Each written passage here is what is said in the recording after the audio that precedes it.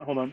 Lucian, I got it. I don't They know kind if of I hid the had to button do from it me. because I'm Uh, technically host, but we're now recording. oh, oh, okay. You're the host now. Great, cool, thanks. Perfect. Thanks, everybody. Okay, welcome. This is the Executive Committee meeting of Manhattan Community Board 1. My name is Tammy Meltzer. I'm the chair. And let's jump in right away. First thing we have to discuss is the impacts of Local Law 114 and suggestions for future open restaurant law agency rulemaking. We will not be doing a resolution tonight on this because there are still a couple of committees on the board who will be reviewing and commenting during their meetings. So we will do the resolution in December to put out. This is again an a resolution that is supposed to be a positive resolution, an affirmative one for the things that we would like to see. It is not a complaining about what has happened and passed through city planning, but it is what we want to have and a informative affirmation of what we believe is needed for rulemaking and discussion. All righty. Lucian, did you share what has been already circulated from the individual committees? Well, I was just gonna see if the committee chairs wanted. Hold on a second. Sorry, my son is being extra loud this evening. If Betty can maybe kick us off in the discussion. Betty, could you give us a summary of what was discussed in Transpo? Sorry, I'm not really prepared to do that. Sorry. It doesn't have to be in detail, just some general affirmation, general things would be great so people understand kind of the direction where we're going. We'll share it all for next month, but just some general would be helpful. Well, the big thing, the focus for our committee, of course, was looking at the road and street space.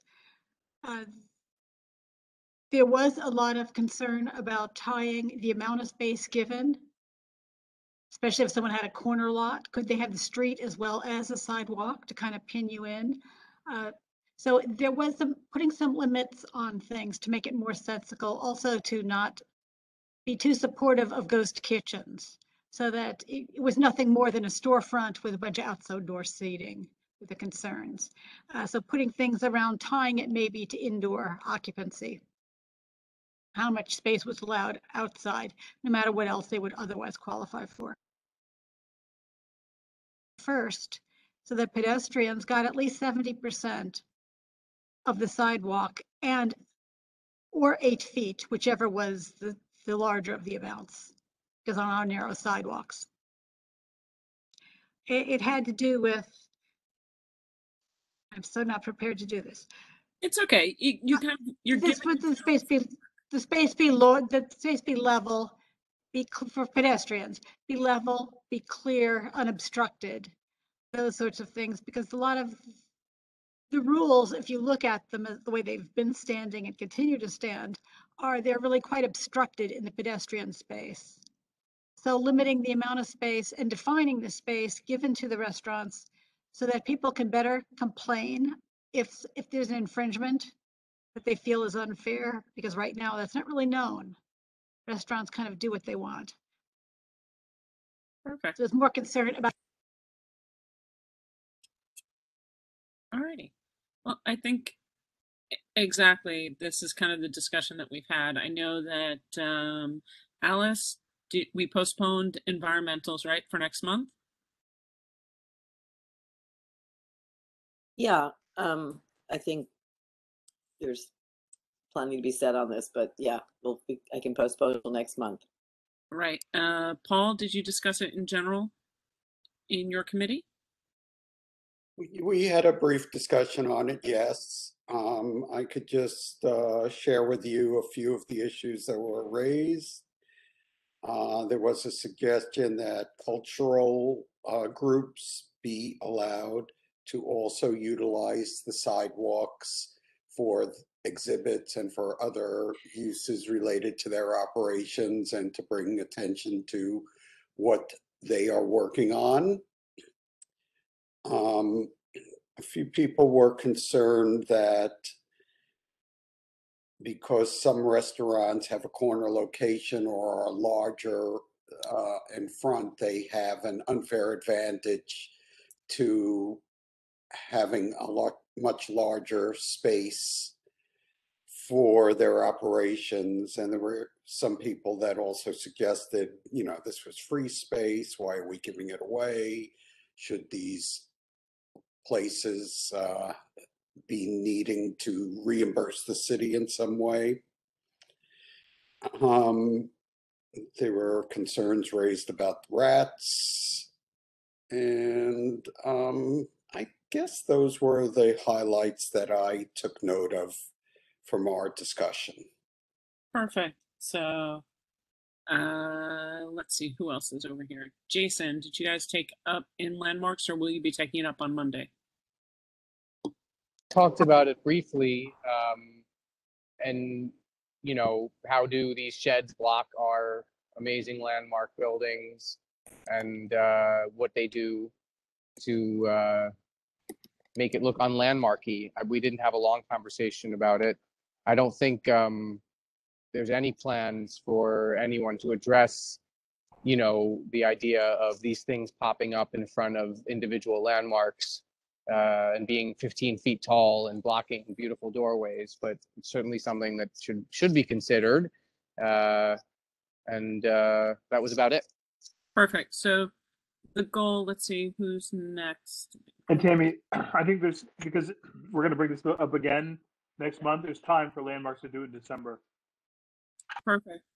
So then that brings me to Patrick and to Susan as the next two to go. And remember, it's just a couple highlights, because what we're going to do is take all the notes, we'll circulate them to everyone, and the goal is to take in executive committee next month the positive, affirmative things that we want to see. So it's not that there's a problem that we have necessarily rats, but it is you want to see a vermin mitigation plan that comes along with the planning of whatever outdoor structures and outdoor seating there is. Patrick, and then Susan, and then we'll go to the next topic.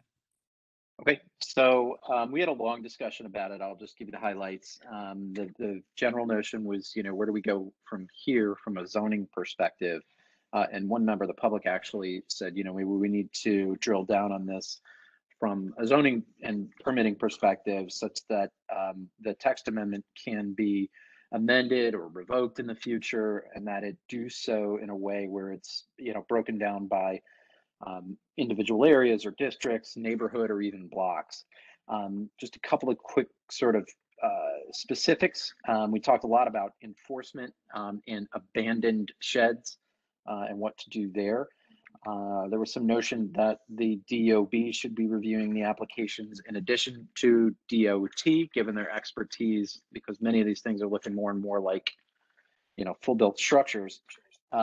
There were concerns around improved clear passage regulations, and to address really one of the larger criticisms of the program, which is that it's a giveaway to the landlords who own the space as opposed to the restaurants who are renting them. Rosa had the idea of what these permits should be temporary in nature, only tied to the business itself and not travel with the land, if you will. So I thought that was a good idea. That's about it. Oh, yeah. But we had no time. We will discuss it, but many of the things raised, the positive things about some vermin control and the spaces, and down here where we are, where I am in the financial district, the narrowness and the inability to walk on the street, on the sidewalk, or in the street. Those were some of the issues in figuring out a way to enforce some rules or regulations around that. Colin, I do see your hand up. You're next. Remember, we're going to thank you for the claps. You're getting claps from Jason. Colin, you're next, and then Elizabeth Lewinson, and then Alice, and I'm going to mute. Hit it.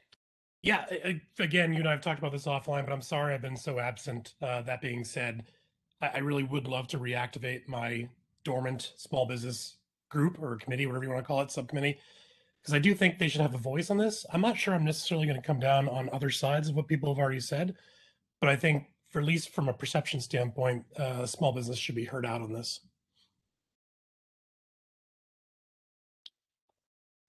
Definitely hear where you're going. I really wish Bill was still on the board with us, but we can certainly reach out to Bill. We have the time to get there. Yeah, and just a 2-second version of this.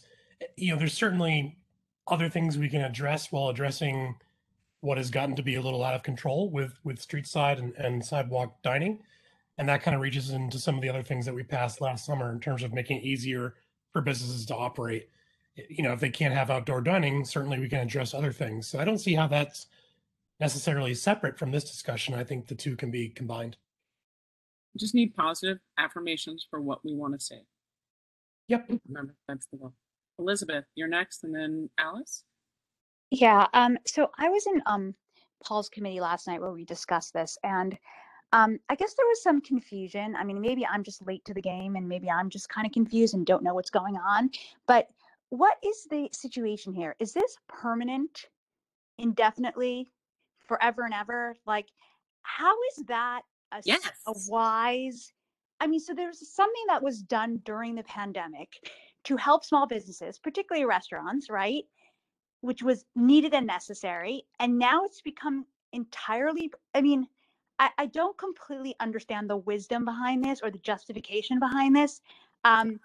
What this is, I mean, to me, it seems preposterous and absurd. There are so many problems generated by having this permanent, not least of all, I mean, New York City is not even back to normal and the traffic is already horrible, but most people coming into New York City are not even working in the offices there. Can you imagine how terrible traffic will be?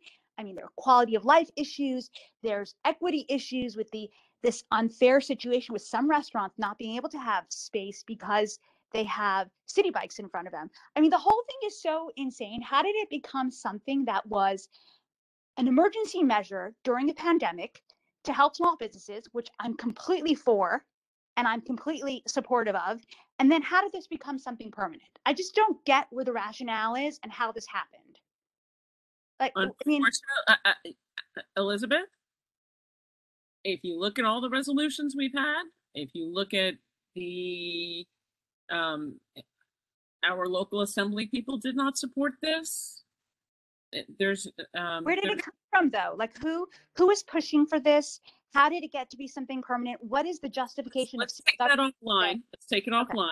And I'm happy, have a chat with Alice and with Susan and with Patrick, because utterly insane in my opinion. It basically it makes navigating the city, the safety of the city, so much more difficult.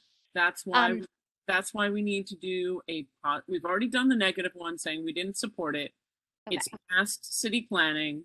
It's gone to city council. So what we need to do is put in there, because apparently the mayor said he was willing to listen. Okay. Willing. So what we need to do is get positive affirmations for whatever it is. I completely don't disagree with you. I was on a street that was blocked for 30 minutes yesterday because an ambulance and a truck could not get through because of the restaurants on both sides. And that wasn't even in our district. It was up by St. Mark's. So I hear you, but take your frustration and put it back into knowing what the current rules are, what rules you would want to see, and bring that back in. What kind of positive things are affirmations are you looking for? What rules do you want to see?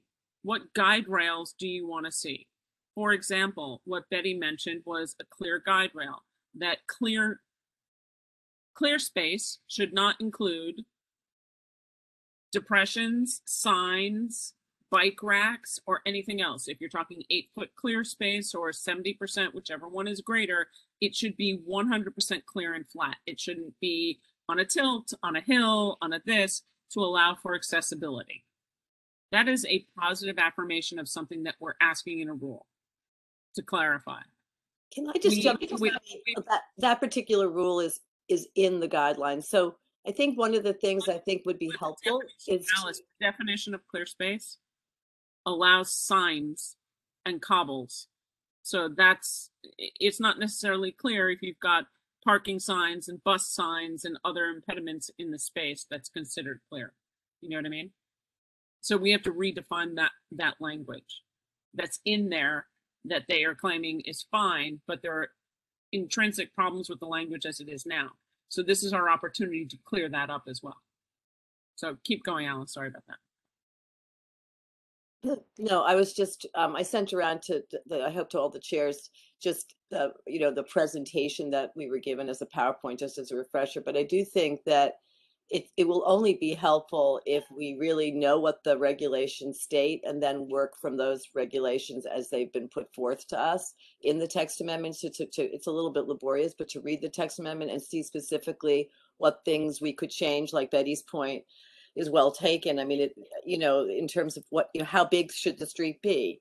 How big, what allowances do we allow on our sidewalks? Is it a 6-foot clearance or is it an 8-foot clearance? Things like that. And I'm happy to send around, I think Manhattan Community Board 2 did a fabulous job of amassing all the documents, but one of them was something that Corey Johnson did a survey analysis. I thought was really, really helpful. But just to review the text amendment itself and then a couple of other documents so that you can then jump in and say, well, I kind of agree with people who've already spent a great deal of time on this with certain ideas and specific to our own neighborhoods. I think that's where we're going to come out of this alive. Otherwise, I think it's going to be tricky if we're too general. So, and anyway, so I'm happy to give a link to that and do with it what you wish, but drop the link send the link off into the chat and we'll post it for everybody. No problem. Alrighty, next on the list, Elizabeth, if you don't mind taking your hand down, and Alice would be Pat and then Jason. Hi, sorry I'm late, everybody. So I didn't hear the beginning of the conversation. I assume that we're talking about, as Tammy has stated, the things that we'd like to see, the rules and regulations. So I made it a point to try to go to all of the committee meetings this month to hear everyone talk about this particular topic. And one of the things that I brought up, and I know I have some pushback against it, but even though I'm an artist and a designer and a free spirit, I think there needs to be some sort of uniformity some uniformity of these sheds. There are all different materials, they're all different sizes. Some are soundproof, some are fireproof, some are not. I think you can individualize your inside, but just as I've said before at some of these meetings, they want to have newspaper stands that are all uniform, but yet we don't have these sheds which have human beings in them, all uniform and all the safety adhered to, all the fire regulations, all the drainage regulations, all the lighting regulations, all the heating regulations. That I feel there should be some sort of uniformity between, and then you can put up your own individual decorations inside. That's number one. The Quality of Life Committee has not met yet. We're meeting tomorrow night. So, we'll be discussing a lot of the quality of life issues, which you all know already because actually it's been discussed in some of the other committees. The rodents, the noise, the dirt, the garbage pickup, the hours. Also, I think it's unfair to be able to have both a sidewalk cafe and have the shed in the gutter. You're getting twice as much space. You're getting 2 bangs, for your buck, where some restaurants can't have either or only one. And some restaurants have frontage on 2 sides or on the corner. So, I mean, we've discussed a lot of this. Pat, you guys are going to be making recommendations on quality of life issues. So you would want to see one or the other. You would want to see only on one side, not on 2. You want to describe working with transportation, obviously, on the corner kind of stuff. But obviously for quality of life and the things that you hear and you work with licensing back and forth is that connection that we have once it leaves licensing and where your committee goes. So, yeah. So it's noise, dirt, sanitation, all of those things I mentioned. Yeah. Exactly. And again, we're looking to put in things that fit. And as Alice noted, we need to tailor very specifically, not for our community board. We are a mixed use community. with a lot of narrow streets, a lot of tiny sidewalks. We need to prescribe what is too tiny, right? If that is existing on what is too tiny or what's too big? Oh, you mean what street is too tiny? Well, if a sidewalk is a max of, sorry, I just got a note. Lucian, can you reach out to Justine? She's struggling getting in. If a sidewalk is only 7 feet in its entirety, then and has a grate and a tree. Then the comment is, we on a positive side that sidewalk usage and the current, they no longer call it sidewalk, they call it about, Diana, what's the new form say on how they use it? I'm sorry, what's the question? The new form that they fill out that talks about how they use it's not a sidewalk cafe, it's a use of public something. I'm not sure. Are you talking about revocable consent? Yeah, we'll take a look at the If word. it's outside of the zoning, Lucian may know. The public right of way. Remember, we saw the form that came in. Well, we'll figure. But one of the other problems I have is that if the licensing committee has not granted a restaurant a sidewalk cafe for whatever reason, I don't understand why they should be allowed to have, a sidewalk shed, a restaurant shed. What are we calling this? A restaurant shed? We'll put all the wording in.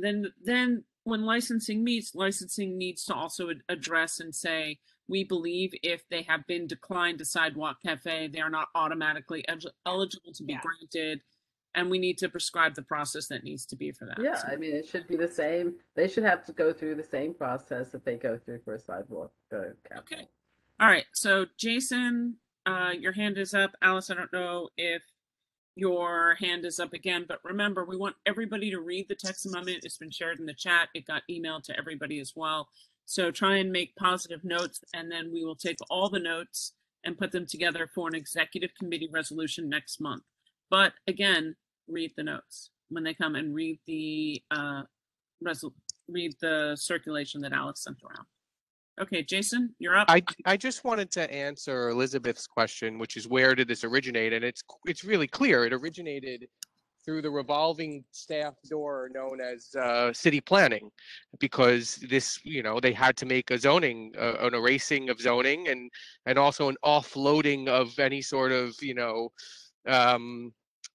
rulings on what can and can't be done. It's a lazy job by city planning to initiate something that, she's right, it's gonna wreak havoc over the years. But I just wanted to say that that's definitely where it came from, city planning. Why keep it permanent? Like, the repercussions of this, has no one thought about that? I mean, it's fine during a pandemic when there's an emergency, to keep these economics. I'm sorry to jump in. This is coming from the hospitality industry of New York. This is a very powerful lobby, and this is where this is coming from. And with good reason originally, but agreed, the permanence of it is a big question, and what an opportunity. The other thing to understand is you're looking at people from city planning, the mayor's office, and city council who are looking to redefine the usage of the streets. This has to do with potentially lowering the number of cars on the street. It has to do with a different usage of the street. We have come down, Elizabeth, and passed a resolution saying we also think there should be alternative uses. If you're able to build out to put a restaurant there, then you're able to build out and put benches, bike racks, public art, bioswales. All those good things should not be left at the door in order for only restaurants. Think about all of the businesses. Maybe, I grew up in a suburb where they did sidewalk sales. Maybe there's a small business zone that allows all retail to be able to use space like that. Those kinds of things need to be able to be positively put into a resolution. So it's not only open restaurants, it is open what they're doing. They're opening the public realm, and they're offering opportunities. How about this for a positive affirmation? Elizabeth, yeah. Take it to committee. Okay. Take it to committee. All right.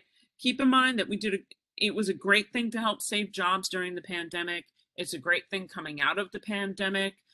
There are definite issues. We have all come out on these issues. In a mixed use community, they don't think about the fact that above the retail and above the restaurants, we all live here, but we do need to find a balance. I mean, I don't see why they can't figure out small business commercial zones. And I can't figure out why they can't understand that in a residential community that has a business district, it's 1,000% different because you don't have people living upstairs trying to go to sleep. But again, Jason, I think your hand is still up, maybe? Okay, and it's gone. And there we go. So again, everybody's going to be doing this in committee, and then we get all the positive things to come back in for what we want to see. Whatever it is. I know Trisha, who's not on yet, in Youth and Ed did talk about stuff that they wanted to see. Here. Oh, there you go. Trisha, some of the positive things that you said you wanted to see in this. Well, I mean, I have to be honest, as I'm listening to these comments, I'm concerned about this for a bunch of reasons, not the least of which is safety.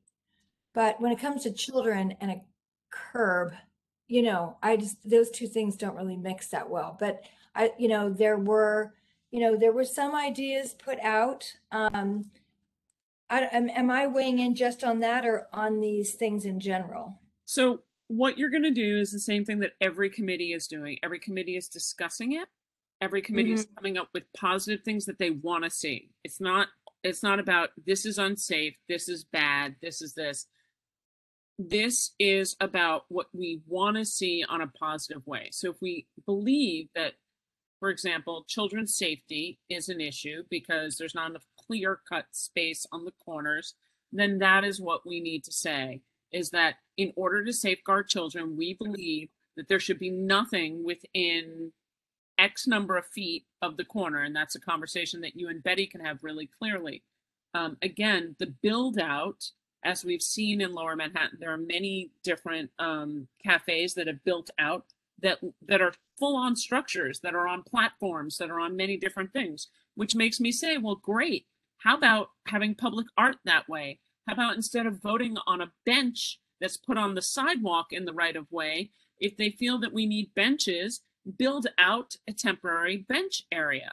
Build out DOT temporary bike parking areas, scooter parking, for goodness sakes. Maybe electrical charging stations for all of the new. Maybe instead of having Revels and Limes parking in between cars, there could be a Revel station that's built out in the roadbed. There's many different things that could be temporarily added. And the goal here is to talk about those alternative uses and the rulemaking that we want. That's a positive. We want to see these rules.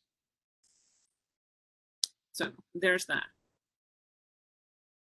Well, I mean, we did have a few things that we had put out. Stroller parking was one of them. Bringing in, like perhaps charge for it and bring revenue through to schools. Someone recommended that. Urban gardening. Someone else thought that it would be interesting to put some sort of gardening situation there that kids could participate with. And then what else do we have? A town square situation where we could post flyers, because we used to have a lot more of that in the neighborhood and we don't anymore. And they thought it could be community building. And what else did we have? A protected lane just for kids to hang out. I had my concerns about that, but I mean, if it could be secured somehow, I think that was all we got. I mean, how cool would it be to have a bookstore that was able to do a little mini book area outside, right? Again, that goes into alternative uses of retail. It doesn't have to be a restaurant every single time. You know, Sure. maybe they're running a book fair and they have the roadbed and they're running a book fair indoor, outdoor. I mean, again, thank you for positive suggestions. It's exactly where we want to go. And everybody, I can't say it often enough, please look at the information that was shared in the chat and make sure you know what the rules so far say. So if you're wondering, like Alice has pointed out, know the language that's in there. Ready? Anybody else have anything on this before we move on? Okay. Hearing nothing, let's rock to the next item. Next item is request for modernization of New York State notification requirements. This is near and dear to our hearts in Community Board 1. I think I almost chuckle about this, but this definitely has to do with a lot of the things that we are involved with right now, which includes LMDC, EDC, ESD. I will give you the alphabet soup of city and state agencies and how we are notified and what it is. I do understand that this is something that will need to be taken up in legislature. However, that doesn't mean that we don't start pushing the conversation from ground up, which is my favorite way. Lucian, can you put up a draft resolution? Yes, pulling it up now. Yep.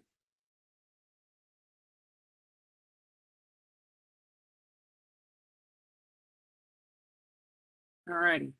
So on here, we have noted we're using as a clear example to move the dial, the Empire State Development notification for the review of the floodplains. Is it about the floodplains? No, this is about notification. It is not atypical to what happens in general, right? So you can scroll up slowly, people can read it. This was widely discussed already in the past, and where we were all fairly unhappy that we basically received the actual notification almost halfway through the comment period. At this point, in the level of technology and the way we conduct meetings, we need to reform how the governing agencies provide notification. Whether that is done, how it's done, doesn't really make a difference, but we should be able to be notified by electronic notification the day that it goes out. There are all kinds of places that are not as technically advanced as we are. I understand that. I'm not saying don't mail the letter. I am not saying that you shouldn't have to do outreach in any other way, but this is literally a push of a button method.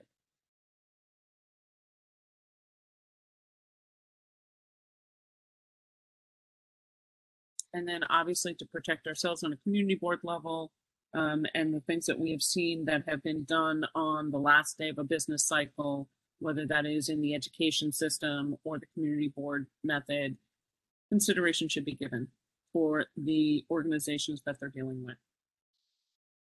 Hence, as you see here. Let's open it up to questions if anybody has any. Justine. Just this is great. Thank you for doing this. Question would be for the last, therefore be it resolved. Do we want to like give them a time frame versus say, you know, leave it to their discretion? Because I don't trust them. I mean, do we want to say 45 days if that's reasonable? Because then maybe that helps us with the community board, or 60 days because then that gives us a shot. I mean, You don't know in particular how it works, and I don't know how it works in other communities. So didn't want to prescribe that specifically because for community boards, that is a very New York City centric thing. That's not the way like the town of Larchmont works or the city of Buffalo potentially. So maybe we need longer notice period. I mean, yeah, I don't know what they do either, but I would think that. That's why it's however long is necessary for the affected board to reason. Board, I see. So you think they'll actually pay attention? Because what if it affects more than one board? That's their issue to deal with. Now, okay, I'll stop. But yeah, I hear you. But like I said, I don't trust them because they are. And also, you want to get stuff accomplished, so you don't want to have a never-ending period either.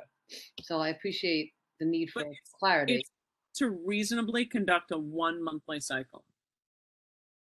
I mean, it's the same thing that we as a community board try and do with people who come to us for landmarks and licensing. We try and reasonably accommodate everything we can to make it so they can take it to the next step. That's all we're saying here. Anything else, Justine? Nope, thank you. Okay. Jill.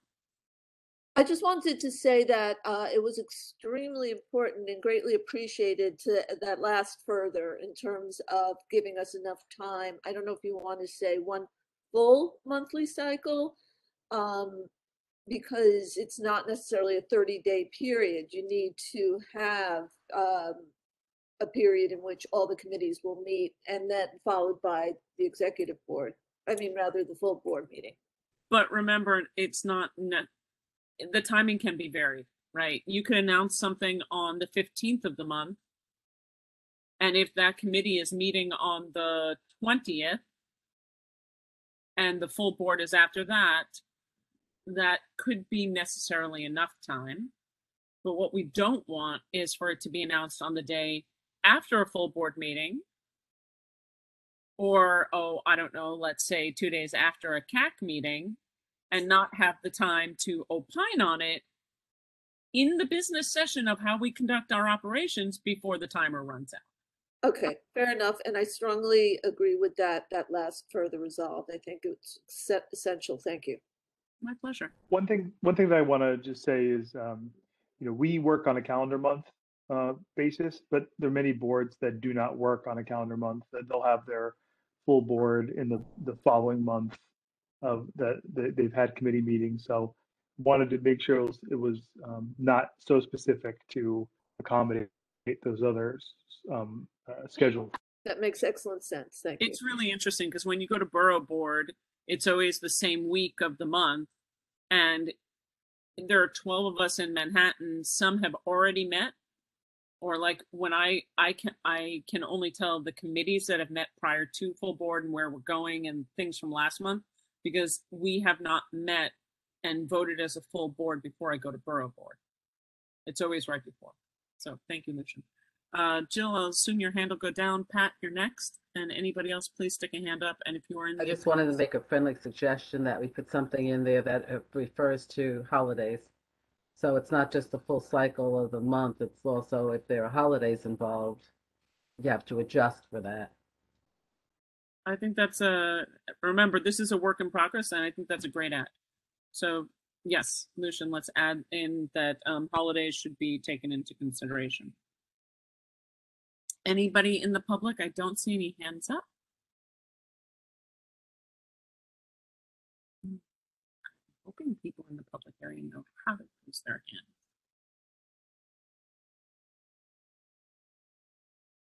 Seeing no other questions, do we have anybody who would like to call the question?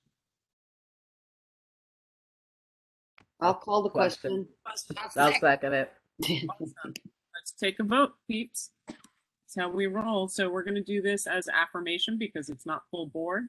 So I will assume everyone who is here is in favor. I'll call for nays, abstentions, and recusals. Are there any noes? Are there any abstentions? Hearing none, are there any recusals? Fantastic. Motion passes unanimously. Thank you so much. All right. I just want to say for the record, everyone, this is the first meeting in quite some time that every single member of the committee is present. Awesome. Which we want to say thank you to that. And then Alice and I are going to have a discussion with everyone here. As everyone knows, probably we do a staff meeting every week. And after full board, after committees, we meet on Wednesdays and talk as a staff. And Alice and I are there with the staff. And a lot of times things that have come up are in response to point 3 on our agenda tonight, which is the length of time for speakers during the business session for the monthly meeting. When we are in person, you can feel the room. We'll be back in person again in 2022, and people will feel when they're talking too long. They'll see a timer, and it is what it is, right? You can't necessarily shut them down like you can mute them here. But we are working. The bylaws indicate a certain level of time that both committee meetings should have for people to speak, as well as the full board and the public session. So Alice, and since I'm framing it, I'm going to have you jump in here, please. Whoa, what am I jumping into here? Okay, I'm sorry. I'm not sure. So You we mean were suggestions? We're looking for suggestions in how to be a little bit more efficient in terms of our time on both full board and committee meetings. So I think we were opening that up for thoughts, because we do get some complaints about, did it have to take so long, kind of thing. So there is a rule in the bylaws that say no board member should talk for more than 2 minutes on the topic once the resolution is presented. You may only speak once, and then you go down till everybody has spoken, and then we come back. Usually people start off fairly calm in the beginning. Somewhere in the middle, we lose traction. And by the end, we're just muting people left and right.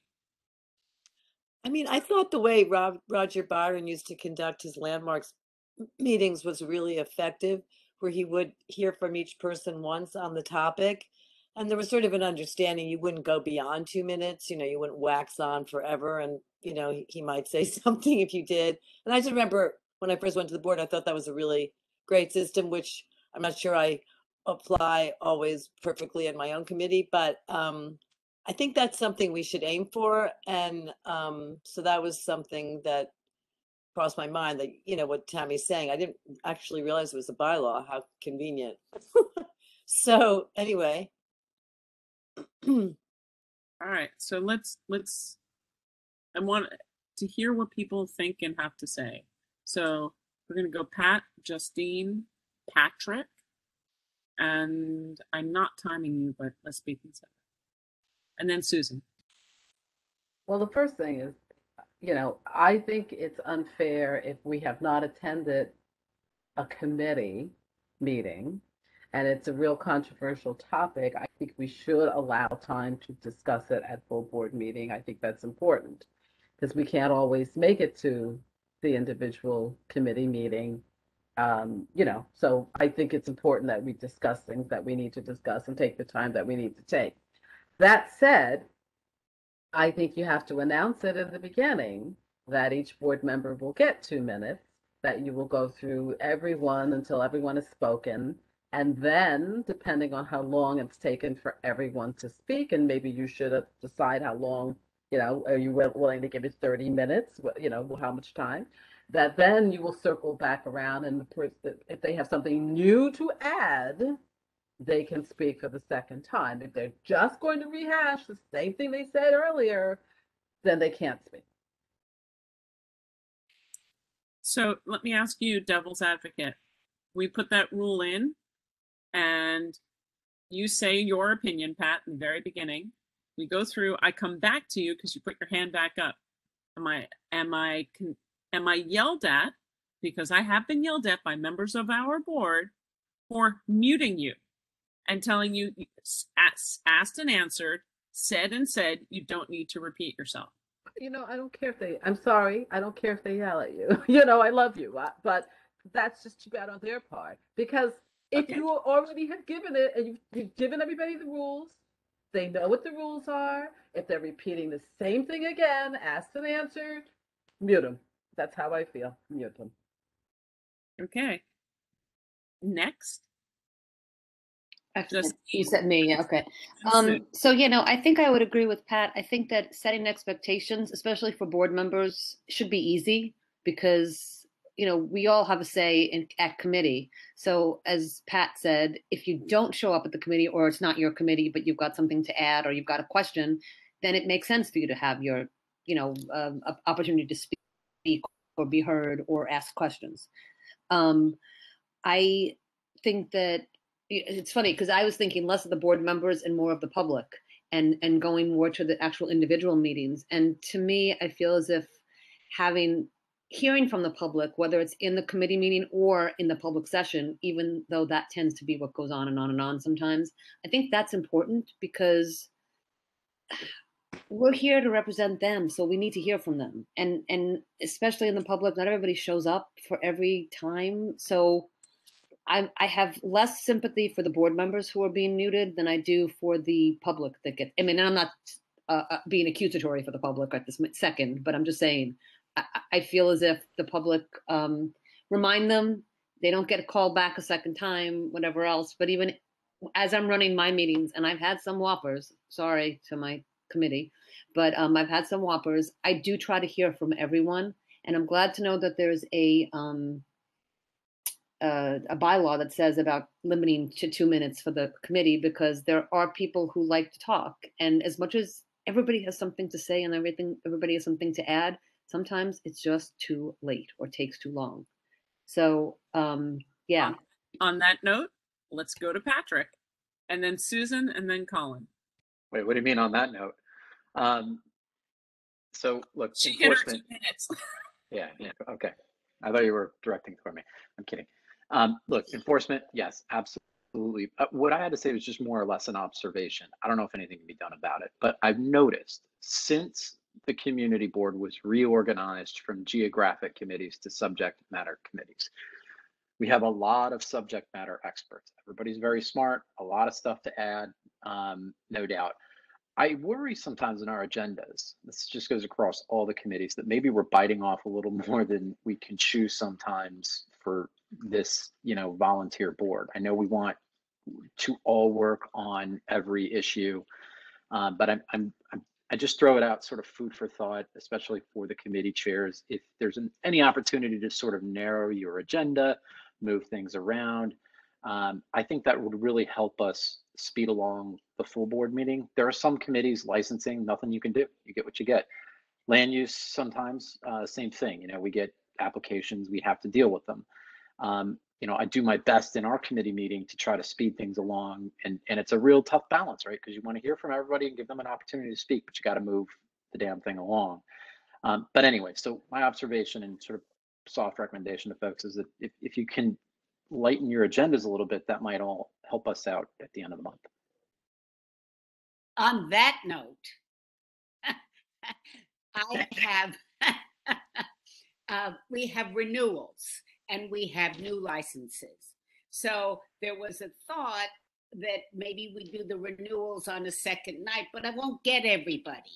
And it gets complicated around all of this. And certainly on these new venues that are coming out or coming up, licensing, and I try to keep it moving along, but I had 3 incredible things this last time, and we didn't get done till 10 o'clock at night. I mean, and I don't know, I tried very hard, and I'm not a wuss around this. I really try to control it, but I do believe, like Justine said, it's important to listen to the community. And when I have such negative responses, I don't know what else to do at times. And some of them I postpone, some of them I bring back. I mean, the committee. I mean, I have a very good working committee. I don't feel we're not, but it's complicated stuff now. And going back to, you should pardon me, the positive aspect of open restaurants, Tammy, it's very complicated making these rules and regulations. So I don't know what you do about licensing. I've talked to other people that say, oh, you had till 10 o'clock? We go till 2 o'clock in the morning, says Community Board 7 or Community Board 2. So I figure, but it's tough. I don't know. Susan, I like the idea of limiting people. I do. I am not willing, as a chair of this committee, to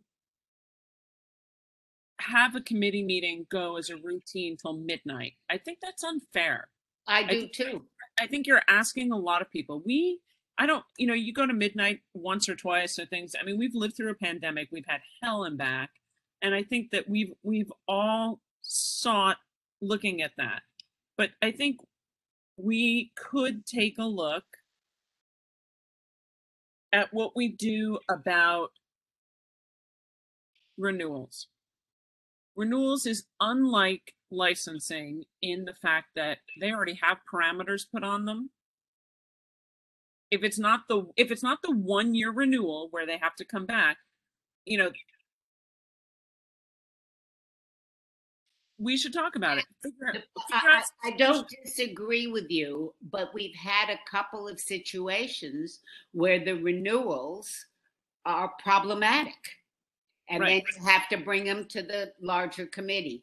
But I think there's a way maybe to handle it that, you know, I don't, and I try not to make them come back at all if we've had no trouble. But we've had some complications during this pandemic. I think people on Zoom behave badly in general. I think I have to just say that. I think in a larger meeting, there's a lot of pressure to in every which way. But if we're going to have dual meetings, I think that's going to be a nightmare, Tammy. If you're going to have people on video versus people in January at a meeting, it'll be fine. It'll be fine. Well, good. I'm glad. Well, I agree. You get one turn to speak. It's limited. I don't have any trouble with any of that. Okay. Thank you. Mhm. Colin. Just 3 quick points for me.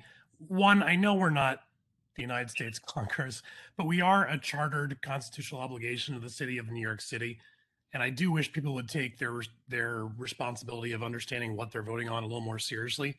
I've at times either abstained or not voted because I didn't know something enough about something.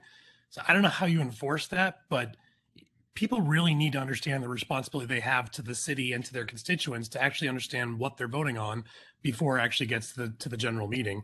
That's one. Two, I've said on a number of occasions that we should absolutely set a time for debate for each issue.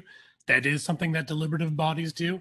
As secretary of the board, I'm happy to set that time, and I'm happy, hopefully people will back me, but Tammy, if you want to call on me first before each issue, I'm happy to propose or motion a, whatever it is, 10, 15, 20-minute limit to debate. I think that has to happen. That's one way to really solve this. And three, I actually, Justine and someone else mentioned that the public should be heard more. I think that's a great point, and I hadn't considered that before.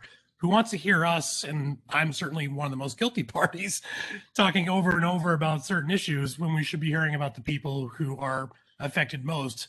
And we don't get enough people who are affected most by what we do on the Horn, and we should get more, so we should strive to do that. Thanks. You know, I on that agree. point, oh, sorry. I agree with you, Colin. Alice, you're right after me. The public needs to go to the committee meetings so they can be robustly heard, and the resolution can be reflective of the public desires. More often than not, the sad thing that happens is people miss the committee, they don't listen to the recording, so they come fully unprepared to the full board meeting. And yet, if you were interested in the topic, you had 2 opportunities before you got to full board. The public, speaking during the public session, absolutely, that is the way that rolls. But they don't speak during the business session because they were supposed to have been at the committee. Right. Alice? I'm sorry, Alice. One point here, I would actually like to make a motion right now that we have some rule where the secretary does set a time for debate. Could we ever consider that? I don't know if that's a change or... You don't need a rule for it. You don't need a reso for it. It is open to any board member to make that motion. It is an official motion that is eligible. I am happy to have Lucian send around the wording of what it is so people can feel more comfortable to do it. It doesn't have to fall solely on your shoulders, Colin, which gives you an opportunity to be doing your other stuff. What does that mean? I don't understand. It's a formal thing, it sounds like. I mean, in Congress, you'd limit debate. You know, whether it's the leader, the floor leader, you set a time for debate for a particular issue. And believe me, there's no congressperson that goes on the floor and speaks without knowing what the F they're talking about. But, well, actually, that's not true. But yeah, I mean, no deliberative body under Robert's rules. Sorry, a lot of deliberative bodies under Robert's rules sets a limit for debate. Once you hit 15 minutes, you can certainly ask for another 5 minutes, but you're done. You move on. That's it. And then what happens is the office staff sets a timer, period, and the timer runs. And whoever is running the timer says, much like, 5 minutes, 10 minutes, and gives people an idea. And that happens in the moment at the board meeting, or we have to plan ahead? That is Nope. Happens at the board meeting, and it particularly happens sometimes when things are contentious and people are winding on. Then the next person who makes the motion, and then that's it. That's how long you got left. So I'm going to actively do that just so people know. Sorry, Alice, I didn't mean to run you over. No, you're getting started. That's very good. I think that's a great suggestion. And yeah, so all of these, I just, to the earlier point, I can't remember who was making it, but I often wonder at committee meetings, and I'm all for the hearing from the public, I couldn't agree more, that we always go first, whereas in the full board meeting, we go second and we hear from the public first. And sometimes I wonder if it makes more sense to hear the concerns of the public before we go off on our, merry way in discussing the issue, whatever it might be. So just something to consider in committees, that maybe you want to reverse the order and hear from the public on an issue and then open it up to the committee members, just as we do in full board. It sometimes, I think it might work better. I think people are sometimes intimidated once they've heard you to, feel free to say what they really wanted to say. And I see Susan waving her hand. Go ahead. I'm not sure that works for licensing. We can't hear you. I would not do that in licensing at all. You don't have to. I wouldn't. I just wouldn't. I need the presenter so they can react to something. It's a different situation. I don't know. No, the presentation is one thing. I just meant hearing from the public once the presentation is done. That's all. Anyway, it's just a small point. Every committee can handle it the way they want. It's just a thought. That's all. Okay. And again, not every committee needs to be the same. People can operate, each topic works a little differently. So it doesn't have to be, but that's why we have executive meetings. So we're sharing. So people can listen to ideas that are working in other committees. Mariama, you're next. I don't know how to lower my hand. I'm on my phone. I'm sorry. I got you. Don't worry. I just feel I wish we could look back and try to figure out the way we used to do things. I just feel like we, over the past few years, there's been so many rules and like restrictions added, and it's just like so much of like the fun and life that there was, and then the one experience being on the board has just been like sucked out. I don't know if it's because of the Zooms and we're not there in person, or what the deal is, but I just wish we could try to recapture from the past rather than having to implement even more rules. But if we do want to mimic Congress, I would just add, I'm not opposed to it, and I'm happy to look at the other additional information, of course.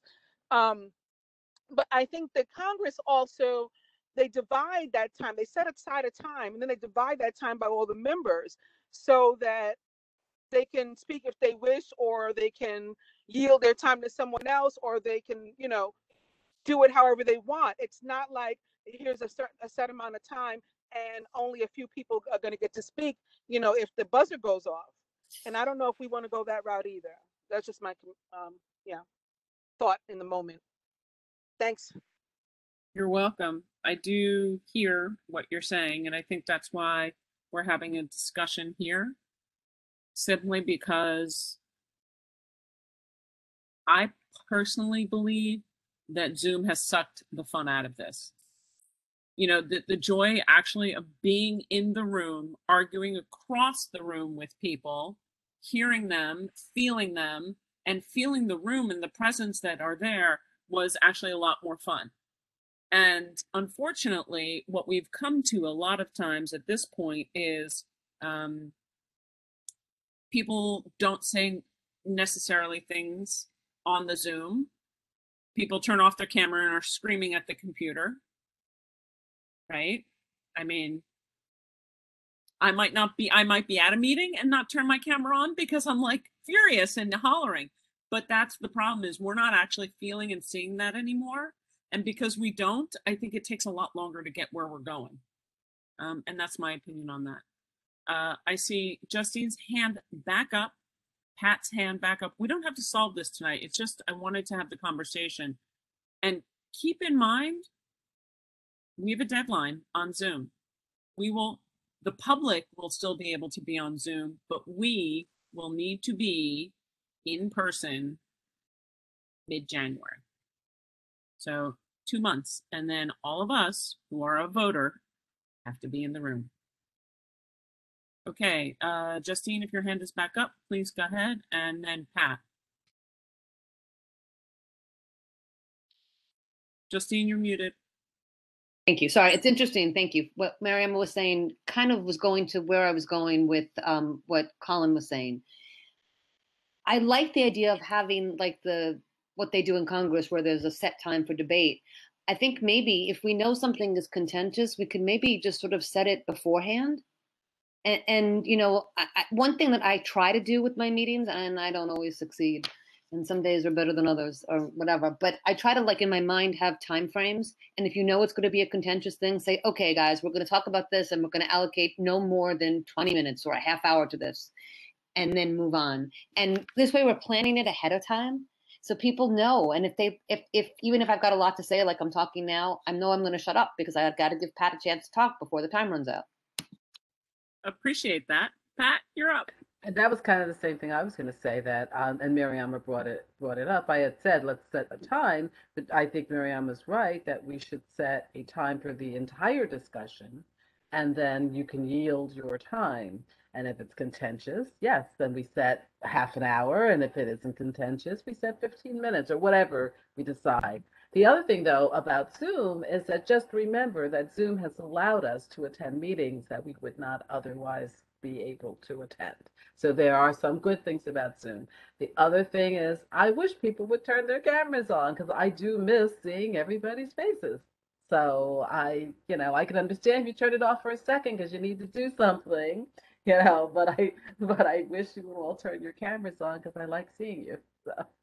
I will tell you that I 100% agree with you. I've always said, turn your cameras back on.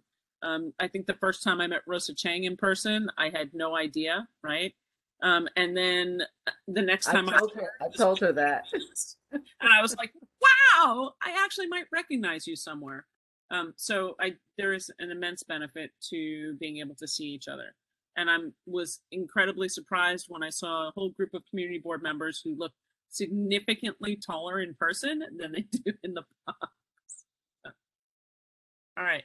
So this is coming for discussion as to have it. I think we'll synthesize. We're going to try at the full board meeting to really try and move it along as quickly as we can. We don't have as many resolutions. Jason, nice to see you and your kid. We don't have as many. His son. We don't have as many resolutions, I don't believe, this month, so we should be able to do a good bang-up job of it. Again, remember reports, right? The one thing I will tell you, though, is our elected officials we've been very lucky with. We have many elected officials who are willing to come and speak with us. We moved their timing to the end of the public session to allow board members to be able to speak with them, not necessarily during the public session where then you have to have the public be able to ask questions as well, because the public can certainly contact their offices at any time. And this is one of the things that they're coming to alert. We don't control their schedule. They show up when they show up. So that's the one thing that I'd like to say we could be better organized. We do make requests that they come during a specific time period, but I will never turn down one of our elected officials who is supporting the community if they can make it to the meeting. And I know that's frustrating to people, but I'm incredibly grateful for those who show up even off their busy schedules. With that, we're going to go committee highlights, and it's no longer committee reports, it is committee highlights. And the only thing that you need to tell me, and raise your hands in order if you would like to speak, because not everyone has to, was anything that you are reporting on going to be contentious or voting on that's going to be contentious, because that will help us set parameters and understand what we need to do to operate to be more fun. And then I should have done it for Halloween. I did not do it for Halloween, but since this will be the November board meeting, if you dressed up for Halloween, do send us your photos, because we will share them at the full board meeting. Committee highlights. I see not one hand for anybody who needs to speak. Nothing exciting. I just want to say that the one thing we spent like a half hour talking about was an installation that they were going to put in on the lower level of the marina by Brookfield Place. Mm-hmm. After all that time we spent talking about it, they decided not to do it. So that's my big excitement of the. Jason. One announcement tomorrow, don't forget the Lower Manhattan Coast Resiliency update plans on the Fide Seaport plans from I think it's 5 to 7. Everyone received it. And I'm going to call on Jason next, but in tagging to Alice, I just need people to understand this is reshaping the size and scope of Lower Manhattan from Brooklyn Bridge to the Battery, including development, parkland, public realm. This is not putting up a barrier and resiliency. So people need to really pay attention. I do not want to have a situation where people go, well, when did this happen? Like we did with governors. Can't imagine. Okay, Jason, you're on. The highlight was a low light, which was not having quorum and spending 2.25 hours hearing items. So, you know, I know everyone on here is good at attendance, but, you know, I don't want to do that again. I don't want to not make quorum. So watch out, make your quorum. Thank you. Or Matt Tammy's going to beat you to. So I didn't beat people, Jason, but I did send a note to the entire licensing committee after that happened to you for another month, telling them that they had to let everybody know. So here's where you need to let your board members know, and we have said it and we will say it again. If you are not able to make a meeting, you need to let the office and the chair know. We need to ensure that everyone has quorum. The rules for governing bodies, if you don't have quorum, the city says we cannot convene the meeting or vote on anything, which means the minute you lose quorum, meeting needs to end. It is incredibly painful for Landmarks this month. I feel bad for them because everybody who came has to come back and they have to vote on it. If you are on Landmarks, I highly recommend you listen to the Landmarks meeting, because Jason and Vicky have an opportunity, if you actually listen to everything from the last meeting, to make their meeting go like lightning, because there's information out there. But again, everybody needs to have quorum to continue. But we asked you when the quorum didn't happen sort of in time, like it was happening like 6:05, 6:10, and then people were dropping or didn't show up. We didn't know what to do. We're like waiting. Everybody was there. We didn't know what to do because it was so rude to 7 people who showed up. Unfortunately, if you don't have quorum, you can't start the meeting. Okay, thanks for letting us know. That's the hard thing, because it's not my rules. It's the bylaws that we're held to. If you don't have quorum, you can't start. And if you lose quorum, then you need to say, I am so sorry to the applicants. We need you to come back. And it's rough. It's tough. It's but otherwise, quite frankly, you can certainly be challenged on anything that you do from that point. Okay, otherwise. Thank you for helping. Yeah, sorry about that. All righty. Does anybody else have any questions? No? Well, with that, I am delighted to say it's 7:14, and I make a motion to adjourn. Second. Oh, I would second that motion too. Thank And you. This was nice. Let's Let's stay on all till 10. You can, I'm going to stop the recording. If anybody wants to stay and chat like we were in person, I have a couple minutes. may I just make a comment before we all go? The recording. Well, did you all know that today we had a death of a construction worker on the Manhattan Bridge? No. My God, and the worst thing is, I'm gonna cry. I bicycled when it happened. I've never seen a dead body. Oh God. And I don't understand how he didn't have a harness. And he fell off the Manhattan Bridge. And I was just so horrified to see, you know, the body and draped, and everyone was there. So And he then, fell onto the bridge, not into the water. no, he fell off the Manhattan Bridge, right in front. This did you? Was it on the recording? Did you, well, I'll sort of equal that. There was a death at the corner of West Street and Canal in our area, from a pedestrian who was hit by a car. Oh my God, what a day. Wow, two Terrible. people. Yeah, I have to tell you guys, I bike by and I see this like body and everyone's there. And then in no time at all, you know, it gets kind of taken care of. And then the saddest thing was, you know, the fire truck arrives and washes the blood off. And, you know, there goes a human being whose family needed to be alerted. I just couldn't believe that he didn't wear a harness. And I'm sorry that I was there. I should have stayed working instead of going out, but I hadn't left the house in 3 days. And I just needed to share this with you. Yeah, but you know what? On the other hand, Vicky, there's a human being you are Yeah. sending into the universe